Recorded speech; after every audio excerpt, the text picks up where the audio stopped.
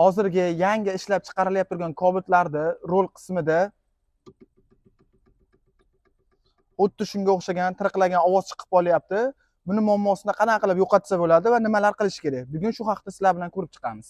Mana ko'rishinglar mumkin, bu Cobalt mashinamiz 21850 km yurgan.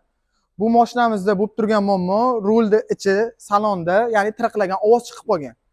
Buni mashina hech qancha yurmasdan, salondan olib chiqqanimga hali hech qancha bo'lmasdan nimaga tirqlab qoldi deyishdi.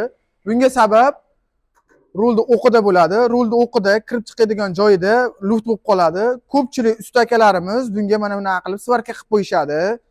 Bu mutlaqo noto'g'ri narsa.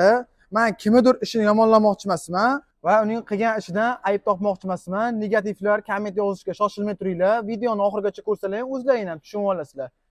Nimaga svarka urish noto'g'ri deganimiz sababi, rulga o'qiga svarka qilib qo'yilsa, rul hech qachon avariya holatda ichkariga kirib ketmaydi. Shu holatda mashinani egasini, ruldagi odamni katta avariya holatda qisib qo'yishi mumkin.